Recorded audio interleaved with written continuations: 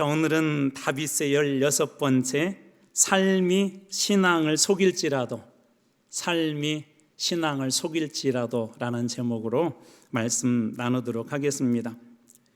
삶이 신앙을 속일 수가 있어요. 내 삶이 신앙을 속일 수가 있대요. 무슨 얘기냐면, 쉽게 말해서 나의 삶은 내가 이렇게 지금 살고 있는데 나는 예수를 잘 믿고 있다라고 그렇게 생각할 수 있다는 것입니다. 이런 생각에 빠지게 되는 가장 중요한 이유가 한 가지가 있는데요, 이런 생활에 빠지는 가장 중요한 이유는 자기 생각과 기준대로 예수를 믿기 때문에 그렇습니다. 그래서 예수 믿는 건 이 정도 믿어야 돼, 나만큼 믿어야 돼, 이렇게 믿어야 돼 라고 생각할 때 그 삶이 신앙을 잘 믿는다고 착각하게 만들 수 있다는 것이죠. 하나님을 믿는데 내 생각과 기준으로 이해하게 되면 어떤 일들이 여러분 발생할까요? 마치 우물한 개구리가 하늘을 바라보면서 저게 하늘의 전부야 라고 이야기하는 것처럼, 하나님을 믿는다고 하면서도 내 생각 안에 하나님을 가둬버리게 되면 하나님은 이런 분이야 라고 아주 좁은 하나님, 그리고 일부분의 하나님만, 일부 조각만 볼 수 있기 때문에 그 신앙은 위험할 수 있습니다. 그래서 예를 들어서 우리 성경에도 예수 그리스도에 대해서 기록하여 되어 있지만 사도 요한은 이런 얘기를 합니다. 요한복음 21장 25절, 예수께서 행하신 일이 이 외에도 많으니, 자, 성경에 기록한 것 외에도 많대요. 만일 낱낱이, 만일 하나하나 다 기록된다면 이 세상에라도 이 기록된 책이 두기에 부족할 것이다. 이 세상에 예수 그리스도에 대해서 기록한 것을 다 책으로 만들고 쌓아둔다면 이 땅에 쌓아두기도 부족할 정도로 많다는 것입니다.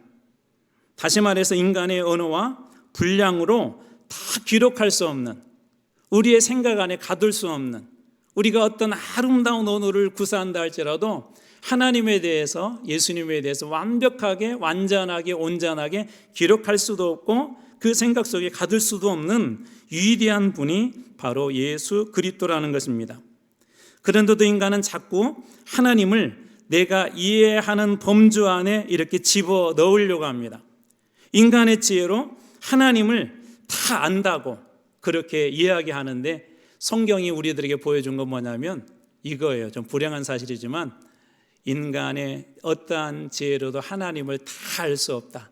하나님을 다 알 수 없다. 왜냐하면 하나님 우리의 생각보다도, 우리가 배웠던 그 지식보다도 훨씬 더 크시고 훨씬 더 높으신 분이 우리 하나님이시기 때문에 우리의 지식과 생각과 우리가 가지고 있는 어떠한 지혜로도 하나님을 완벽하게, 완전하게 알 수 없다는 것입니다. 그래서 하나님을 진짜 만난 사람들은 여러 가지 고백을 하는데 공통적으로 이런 고백을, 예를 들면 찬송가 310장에 하나님의 은혜라고 하는 이 찬양은 매번 이렇게 끝이 납니다. 하나님의 은혜로 이 쓸데없는 자 왜 구속하여 주는지 난 알 수 없도다. 왜 구속해 주는지 알 수 없대요. 또 2절에 보면 왜 내게 굳센 믿음과 또 복음 주셔서 내 마음이 항상 편한지 이것도 난 알 수 없도다. 또 3절, 왜 내게 성령 주셔서 내 마음 감동에 주 예수 믿게 하는지 난 알 수 없도다. 주 언제 강림하실지 혹 밤에 혹 낮에 또 주님 만날 그것도 난 알 수 없도다.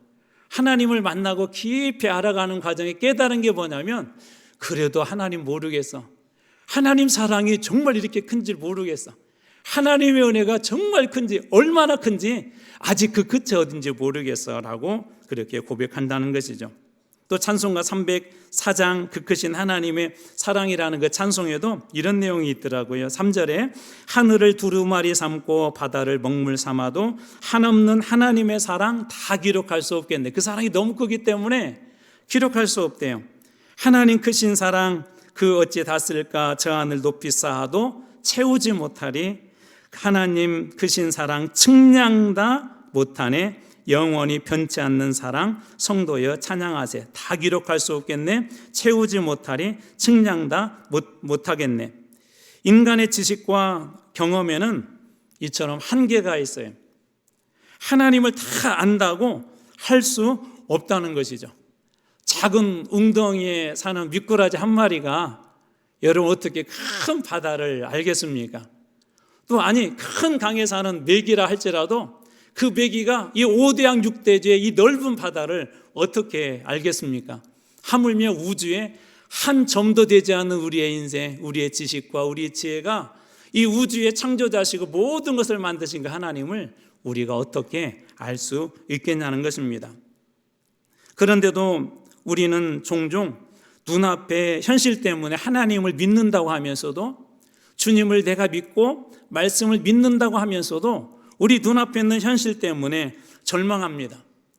우리의 상황과 형편을 쭉 이렇게 펼쳐보면, 아니 지금까지 인생을 다 제껴두고 지난 1년, 올 1년 동안만 살펴본다 할지라도 우리들에게는 희망보다 절망적인 순간이 더 많은 것처럼 그렇게 보입니다. 한국 교회를 보면 여러분 어떤 생각이 드십니까? 코로나 상황이 있었고 최근에 그런 상황에서 나오는 소위 데이터들, 이 학자들이 연구를 해서 한국 교회가 어떻게 될까 고민하며 연구한 데이터들을 보면 분명 한국 교회는 절망적인 모습들이 더 많습니다. 뉴스라든지 우리 매스컴에 나오는 교회의 모습, 그리스도인들의 모습을 보면 분명 부정적으로 많이 보이기도 합니다. 그래서 어느 때는 정말 교회가 희망이 있는가 하는 그런 자괴감이 들 때도 있습니다. 오늘 우리가 읽었던 이 말라기서, 이 말라기의 시대도 사실은 좀 비슷했습니다. 말라기서는 보시는 것처럼 구약의 마지막 선지자고요. 참 불행하게도 이 말라기 이후에 400년 동안 선지자가 없었어요. 이게 어떻게 보면 이 말라기의 마지막 선포는 이스라엘이 살 수 있는, 외적으로는 살 수 있는 마지막 기회처럼 보이는 선지자의 마지막 말씀, 그리고도 그 중에서도 오늘 우리가 마지막 4장을 읽었는데 이 4장의 말씀이 끝나고는 이후로 400년 동안 말씀도 없이 하나님 어떤 역사도 기록되지 아니하고 완전히 어둠컴컴한 영적인 어둠 세계로 빠져버립니다. 그래서 말라기 오늘 우리가 읽었던 이 4절에도 마지막 절에는 저주로 끝이 날 정도로 이 말라기서를 읽으면서 우리는 그런 생각을 할 수가 있어요. 하나님의 역사는 이제 다 끝난 것인가? 이스라엘은 소망이 없는 것인가? 왜 그러냐면 이 말라기가 기록될 당시는 성전을 건축하고 대략 한 100년 정도가 지났어요. 100년. 성전을 건축하면서 희망에 찼었죠. 하나님의 계획대로 바벨론에서 포로로 돌아왔고, 그리고 성전도 건축하고 성벽도 건축하고 이제 하나님께서 무엇인가 축복해 주실 줄 알았어요. 그런데 여전히 바벨론의 영향력이 이스라엘을 꽉 붙잡고 있었고, 그리고 이들이 고대했던 이 다윗과 같은 메시아는 신약시대 때도 그런 고대를 했지만 이때 당시에도 메시아를 기대했는데 메시아는 오지 않았습니다. 그러다 보니까 어느 순간부터 이들은 자기 자신대로 자기 마음대로 신앙생활을 하기 시작합니다. 하나님 왜 약속해 놓고 메시아가 안 오는 거야? 왜 하나님께서 그렇게 약속해 주셨는데 우리 성전도 짓고 성벽도 짓고 말씀대로 돌아왔는데 여전히 바벨론이라는 그런 나라에 묵게 사는 거야 하는 그런 질문들은 하나님이 없는 것처럼 느껴졌고, 결국은 우상을 섬기고 이방 여인을 아내로 맞이하고 11조 생활도 하지 않고 심지어 지도층들은 완전히 타락을 해서 이스라엘이라는 나라는 희망이 없는 것처럼 보였습니다. 그러자 그들 중에 하나님을 소위 삐딱하게 믿는 사람들이 등장하기 시작했는데 사춘기 아이들처럼 반항하며 하나님을 대적하기 시작합니다. 그래서 몇 곳의 내용을 한번 간단히 살펴보면, 예를 들자면 1장 2절에는 이렇게 말씀이 기록되어져 있어요.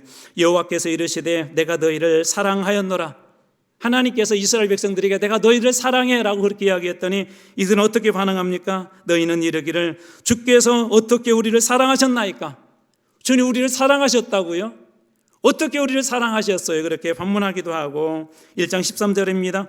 만군의 여호와가 이르노라 너희가 또 말하기를 이 일이 얼마나 번거로운가 하며, 여기서 이 일은 하나님 앞에 제사 드리는 걸 얘기하는데요. 하나님 앞에 예배 드리는 일, 제사 드리는 일이 얼마나 번거로운가 하며 호 웃음치고 훔친 물건과 저는 것 병든 것을 가져왔느니라. 너희가 이같이 봉헌물을 가져오니 내가 그것을 너희 손에서 받겠느냐? 이는 여호와의 말이니라. 하나님 앞에 예배드리는 거 번거로운데 뭐 그렇게 예배드릴 필요가 있어? 흠없는 재물, 야, 뭐 이렇게 힘들게, 뭐 이렇게 할 필요가 뭐가 있어. 그래서 병든 거, 저는 거, 그냥 편한 대로 쉽게 구할 수 있는 것으로 하나님 앞에 그렇게 제사했다는 것입니다. 또 3장 13절에는 하나님을 대적하고도 이렇게 이야기하는데요. 여호와가 이르노라 너희가 완악한 말로 나를 대적하고도 이르기를 우리가 무슨 말로 주를 대적하였나이까. 완악한 말로 하나님을 향하여 대적해놓고도 그렇게 우리가 무슨 말로 주님을 대적했어요. 주님 저희가 언제 그랬어요. 이들이 그렇게 이야기했다는 것입니다. 그뿐 아니라 3장 14절에는 이렇게 기록되어져 있습니다. 이는 너희가 말하기를 하나님을 섬기는 것이 어때니. 그들이 그런데 하나님 앞에 예배드리는 거 어떤 거야. 하나님을 섬기는 거 어떤 것이야.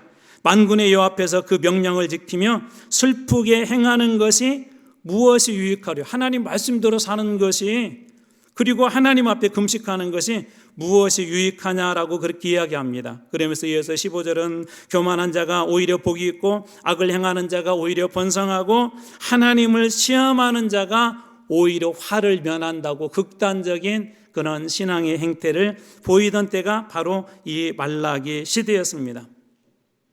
왜 이들은 하나님을 믿는 백성임에도 불구하고 하나님을 믿지 않는 자처럼 이렇게 행동을 했을까요? 구약에 나와 있는 이스라엘은 사실 한 번도 그들 스스로는 하나님을 떠난 적이 없었습니다. 그들은 여전히 선민이었었고 여전히 하나님을 잘 섬기는 백성들이었는데 하나님은 그들이 나를 버렸다 그렇게 이야기하고 하나님께서는 그들이 나를 배반했다고 그렇게 이야기하고 그들은 하나님의 말씀을 잘 지켰다고 하는데 하나님께서는 그들이 내 명령 말씀을 지키지 않았다라고 그렇게 이야기합니다. 그렇다면 왜 이런 괴리가 생겼을까요?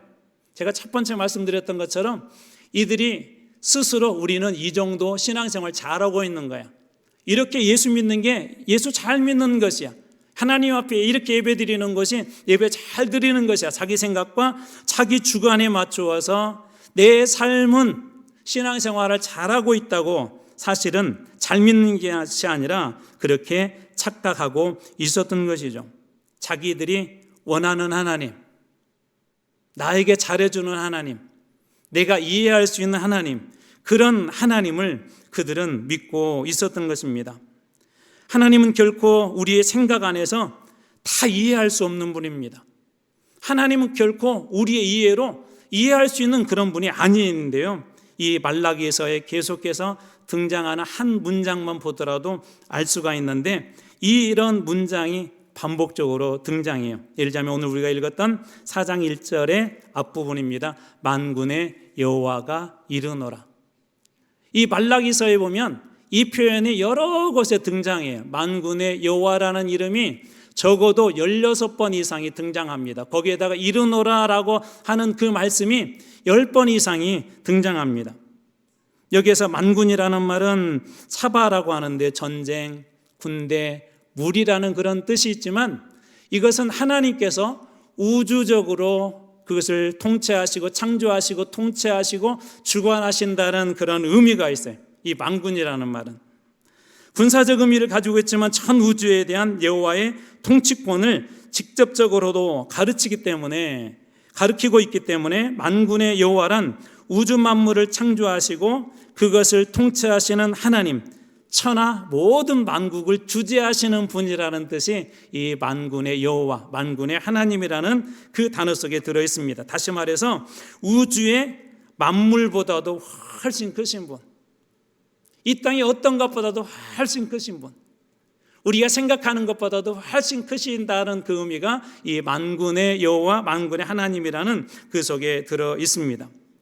이런 사실을 인정하게 될 때 어떤 유익이 있을까요? 한 번은 사도 바울이 에베소 교회에 보낸 그런 편지에서 이런 내용을 이야기하고 있습니다. 에베소 3장 20절, 우리 가운데 역사하시는 능력대로 우리가 구하거나 생각하는 모든 것에 하나님은 우리가 생각하는 것보다도 우리가 기대하는 것보다도 이렇게 말씀이 이어져요. 더 넘치도록 능히 하실 수 있는 분이시다. 우리의 생각 속에 가둘 수 없는 분이라는 거예요. 우리가 구하는 것보다도 훨씬 더 많은 걸 주실 수가 있고요. 우리가 생각하는 것보다 더 큰 역사를 이룰 수 있는 분이 하나님이시라는 거예요.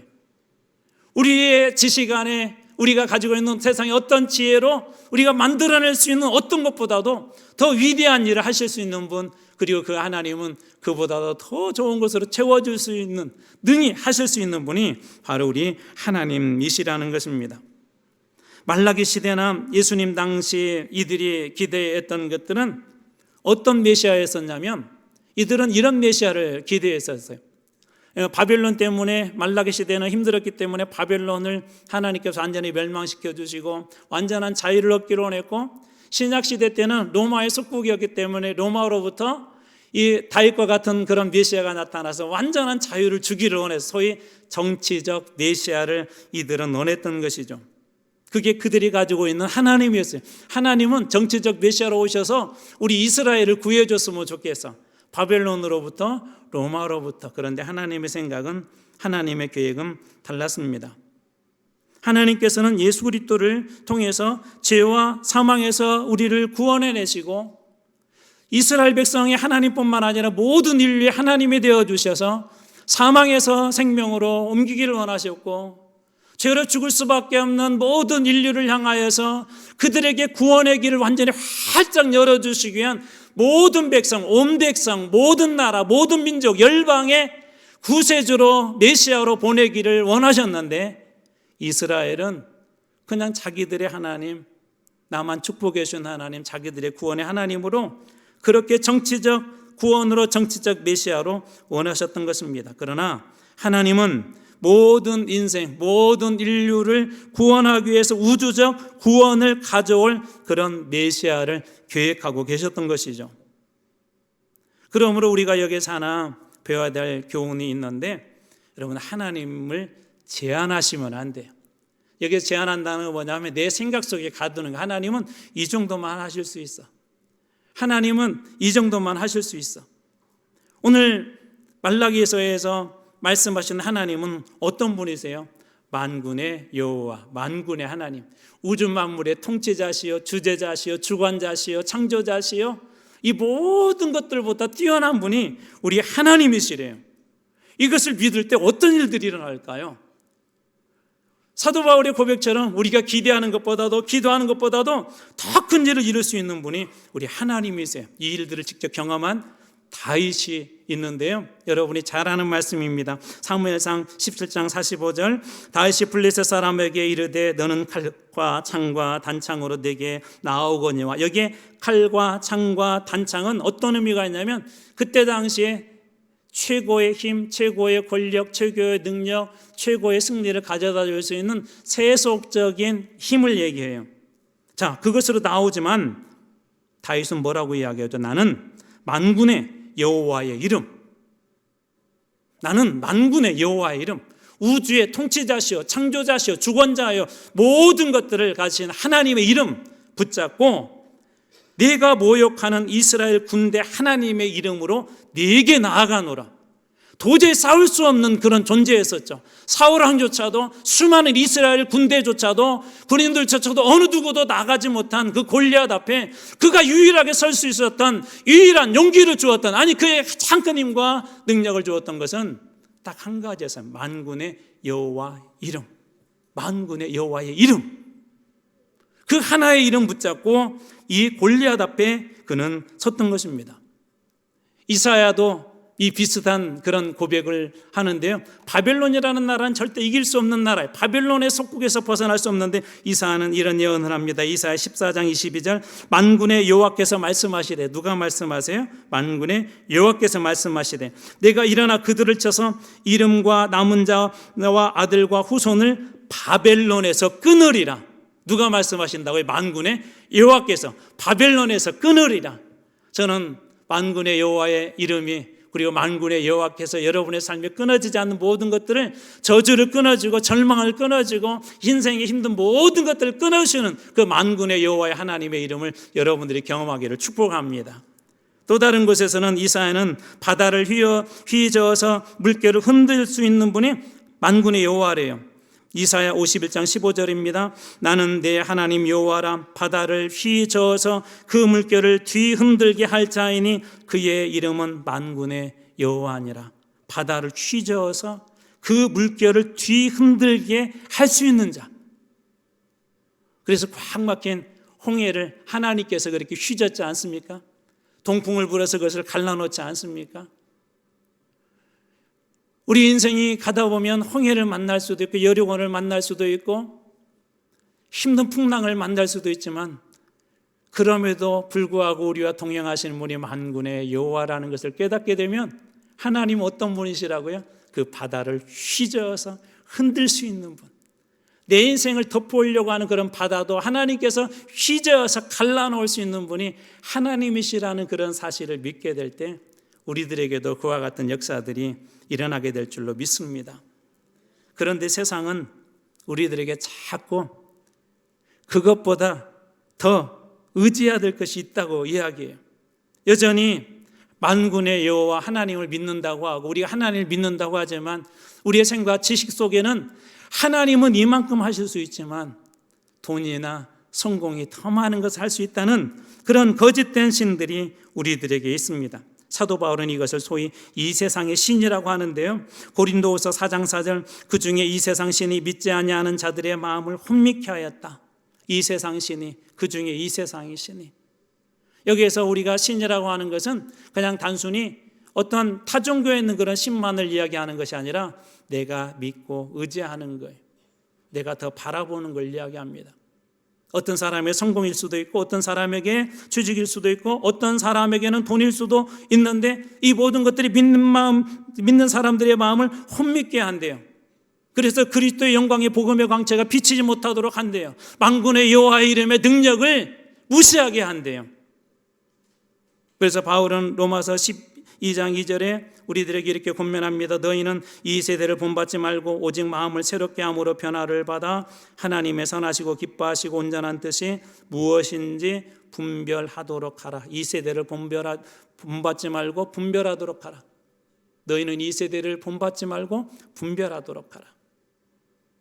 이 세대는 무엇이 중요합니까? 아니, 여러분들은 무엇이 중요합니까? 십자가가 더 중요합니까? 아니면 세상의 가치가 더 중요합니까? 여러분 자녀들을 위해서 기도할 때 여러분의 자녀의 구원의 문제가 더 중요합니까? 아니면 인생에 대한 그런 문제가 더 중요합니까? 구원의 문제 때문에 밤을 새워본 적이 있습니까? 여러분의 남편 때문에, 여러분의 자녀 때문에, 아니, 여러분 자신 안에 여전히 확신이 없는 그 문제 때문에 밤새워 하나님 앞에 울어본 적이 있습니까? 잠 못 이룬 밤이 혹시 있었습니까? 예수 믿는 문제로 구원에서 혹시 탈락되지는 않을까? 내가 믿는 예수님이 혹시 가짜가 되어서 내 인생이 쓰레기처럼 벌어지지 않을까? 그런 고민을 하며 주님 앞에 매달려 본 적이 있습니까? 바로 많은 사람들이 이 세상의 신에 붙잡혀가고 또 그것에 어두워져서 어느 순간 십자가의 은혜를 구하기보다 세상의 것을 자꾸 구하는 저 자신과 우리 자신의 모습을 봅니다. 사도 바울은 이런 고백을 합니다. 고린도전서 2장 2절 내가 너희 중에서 예수 그리스도와 그가 십자가에 못 박히신 것 외에는 아무것도 알지 아니하기로 작정하였노라. 예수 그리스도와 십자가에 그가 못 박히신 것. 왜 그럴까요? 예수와 십자가 외에 다른 곳에 구원이 없기 때문에 그렇습니다. 이 세상의 어떠한 가치로도 이 세상의 어떠한 것들로도 우리를 구원할 수 있는 것은 아무것도 없습니다. 우리를 구원할 수 있는 유일한 것은 예수 그리스도와 그분이 십자가에 달리셨다는 그 사실을 믿는 사람들에게만 유일한 구원의 길이 있기 때문에 그렇습니다. 그리고 한 가지 더 중요한 것이 있는데 인생은 어느 누구나 다 마지막이 있다는 거예요. 올해 1월 1일 시작하면서도 그런 기대를 나름대로 했잖아요. 360일 어떻게 갈까? 언제 갈까? 그런데 벌써 12월 끝자락에 다다랐습니다. 어렸을 때 어른이 빨리 되고 싶었습니다. 마음대로 가고 싶은 데도 가고 마음대로 먹고 싶은 것도 먹고 마음대로 하고 싶은 거 이렇게 하고 싶었습니다. 그런데 어느 순간 여기 계신 분들도 그렇게 느끼셨겠지만 나도 이제 나이를 먹었구나 하는 그런 것을 느끼기 시작하고 어느 순간 내 인생이 이제 멀지 않았구나라는 것을 조금씩 느끼기 시작합니다. 인생은 어느 누구나 다 마지막 때가 있습니다. 하나님이 없는 것처럼 산 인생의 결과는 어떻게 될까요? 오늘 말씀이 1절입니다. 4장 1절입니다. 만군의 여호와가 이르노라 보라 영광로 불같은 날이 이르르니 교만한 자와 악을 행하는 자는 다 지푸라기 같을 것이라. 그 이르는 날에 그들을 살라 그 뿌리와 가지를 남기지 아니할 것이로되. 하나님의 때가 영광로의 불처럼 이르는 그런 날이 온대요. 교만한 자와 악을 행하는 자들은 다 지푸라기가 태워지는 그런 날이 온대요. 그리고 그 날에는 그들을 살라서 뿌리와 가지까지도 남기지 아니하고 다 태워진다고 그렇게 이야기합니다. 그러나 여전히 하나님을 경외하고 말씀 속에 거하는 자들은 이렇게 될 것이라고 합니다. 말라기 4장 2절입니다. 오늘 이 말씀을 같이 한번 읽어보겠습니다. 시작. 내 이름을 경외하는 너희에게는 공의로운 해가 떠올라서 치료하는 광선을 비추리니 너희가 나가서 외양간에서 나온 송아지같이 뛰리라. 아멘. 저는 여러분들이 외양간에서 나온 송아지처럼 뛰는 그런 날이 오게 될 줄로 믿습니다. 말라기 시대에 절망이 있었어요. 100년이 지났는데도 하나님의 역사가 일어나지 않았어요. 그래서 많은 사람들이 교만하고 각자의 길로 가고, 그럼에도 불구하고 그 가운데 하나님의 이름을 끝까지 경외하고 하나님 앞에 서 있는 자들에게 하나님께서 이런 약속을 해 주십니다. 의로운 해가 너희들에게 떠올 것이다. 저는 하나님을 경외하는 여러분들의 인생에도 이 어둠의 역사가 다 물러가고 의로운 해가 떠오르는 날이 오게 될 줄로 믿습니다. 그리고 또 약속하십니다. 치료하는 광선이 비출 것이다. 우리의 삶이 온전히 하나님 앞에 드려질 때 하나님께서 그때 상처를 치료해 주실 줄로 믿습니다. 저는 이 말씀 생각할 때마다 생각나는 엘리야의 이야기가 있어요. 영적 전투에서 승리했지만 이세벨이 죽이겠다고 하자 그가 도망을 쳐요. 그도 힘들었던 거예요. 여러분, 목회자들도 때로 지칩니다. 목회자들도 때로 정말 너무 힘들어서 한 걸음도 가기 어려울 그런 때가 있습니다. 엘리야 같은 사람에 저희들이 어떻게 비견하겠어요. 근데 그도 지치고 그것 때문에 죽여달라고 하고, 그런데 그때 하나님 어떻게 하십니까? 열왕기상 19장 5절 로뎀나무 아래에서 누워 자더니 천사가 그를 어루만지며 그에게 이르되 일어나서 먹으라 하는지라. 19장 7절 여호와의 천사가 또 다시 와서 어루만지며 이르되 일어나 먹으라. 내가 갈 길을 타가지 못할까 하노라. 사랑하는 성도 여러분, 혹시 인생의 걸음이 정말 힘들고 어려워서 지쳐서 쓰러져 있어서 아무것도 내 눈앞에 희망이 보이지 않고 절망 중에 갇혀있는 분들이 계십니까? 내 이름을 경외하는 너에게는 의로운 해가 떠올라서 그 어둠을 물리칠 것이고 치료하는 광선을 바라니 하나님께서 오늘 여전히 여러분을 만드시고 치료해 주시고 다시 일으켜 세워줄 것을 여러분 믿으시기 바랍니다. 그때 외양간에 묶여있던 송아지가 풀려날 것이라고 그렇게 이야기합니다. 우리가 잘 아는 거라사의 광연이 그러지 않았습니까? 그는 예수님을 만났을 때 옷도 입지 않았고 집도 없었으며 무덤 사이에 거한 그런 사람이었었습니다. 인간의 모습은 찾아볼 수 없었습니다. 그는 군대 귀신에 붙잡혀 묶인 삶을 살았던 것입니다. 그런데 그때 예수님께서 이렇게 말씀하십니다. 누가복음 8장 33절 귀신들이 그 사람에게서 나와 돼지에게로 들어가니 그 떼가 비탈길로 내리달아 호수에 들어가 몰사하거늘. 더러운 귀신아 그 사람에게서 나가라. 예수님께서 말씀하여 주실 때 이 군대 귀신 들렸던 사람은 깨끗이 치유함을 받습니다. 저는 요즘 이런 꿈을 꿉니다. 주변을 이렇게 되돌아보고 주변의 분들을 만날 때마다 듣는 이야기가 힘들다는 거예요. 우울증 환자들이 우리나라에 그렇게 많이 늘었다고 합니다. 극단적인 선택을 생각했다고 하는 우리 젊은이들이 너무 많다고 합니다. 절망과 죽음과 우울과 영적 악한 세력에 묶여있는 생명들이 얼마나 우리 주변에 많은지 모릅니다.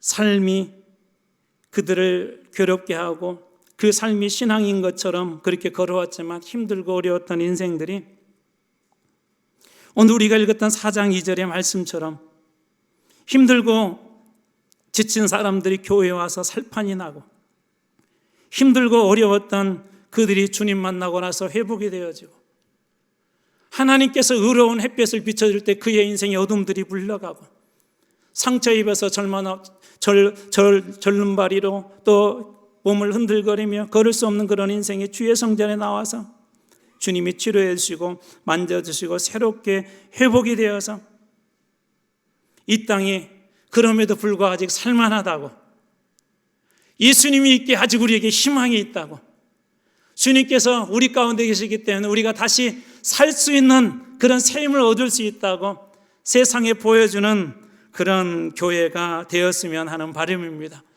사랑하는 성도 여러분, 우리의 삶이 때로 우리들에게 절망적으로 다가올 수도 있고 우리에게 고통처럼 보일 수도 있습니다. 그러나 특별히 이번 대림절 기간을 보내면서 여러분들에게도 오늘 방금 읽어드렸던 그 말씀처럼 내 이름을 경외하는 너에게는 공의로운 해가 떠올라서 치료하는 광선을 비추르니 너희가 나가서 외양간에서 나온 송아지같이 뛰리라 하신 이 말씀처럼 여러분의 인생이 다시 한번 뛰고 다시 한번 행복해하고 다시 한번 주님 때문에 즐거워하는 그런 성탄을 준비하는 대림절 다 보내시길 주님의 이름으로 축원합니다.